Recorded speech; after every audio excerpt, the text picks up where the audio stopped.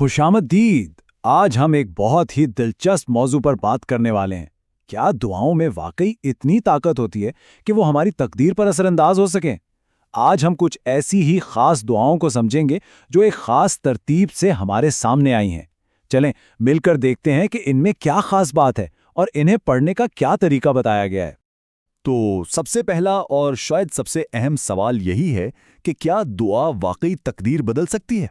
ये एक ऐसा सवाल है जो हम में से बहुत सौ के जहन में आता है और यही सवाल हमारे आज के इस पूरे तज्जिये की बुनियाद है। अच्छा, तो ये है वो फहरिस्त जिस पर हम बात कर रहे हैं। आप देख सकते हैं कि इसमें कुछ खास दुआएं हैं और हर एक के साथ बताया गया है कि उसे कितनी बार पढ़ना बेहतर है। हम एक एक करके इन सब को समझेंगे, तो आइए शुरू करते हैं। चले अपना सफ़र शुरू करते हैं उन दुआओं से जिन्हें 7 बार पढ़ने का कहा गया है।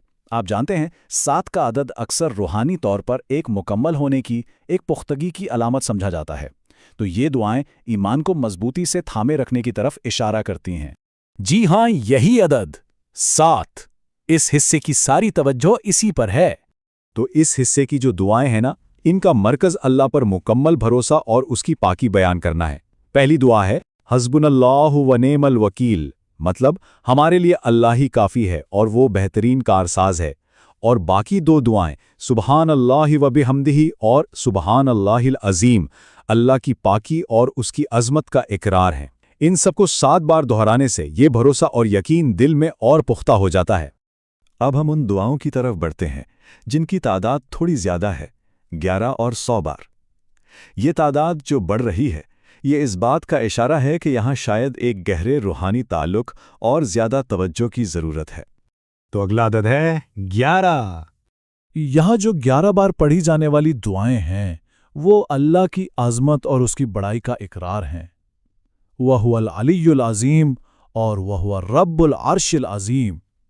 जब हम इन अल्फाज को बार बार दोहराते हैं तो हमें अपनी कमज़ोरी और अल्लाह की लामहदूद ताकत का एहसास होता है, और इसी एहसास से उसके साथ हमारा ताल्लुक और गहरा हो जाता है।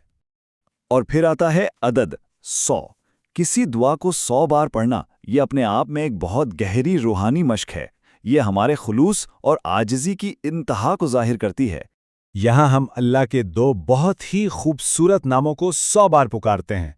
या अल्लाह, या वहाब, यानी ए अल्लाह, ए सब कुछ अता करने वाले, और या रज़्ज़ाक़, यानी ए रिस्क देने वाले।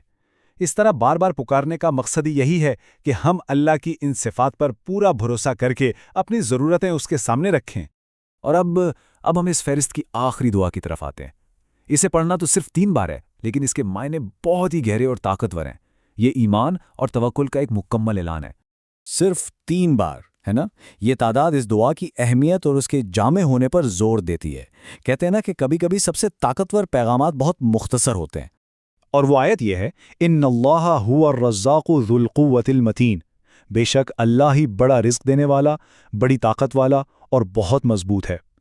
ये सिर्फ एक दुआ नहीं है, ये एक तस्दीक है, एक गहरा यकीन कि हर किस्म के रिस्क और ताकत का सरचश्मा सिर्फ और सिर्फ अल्लाह की ज़ात है।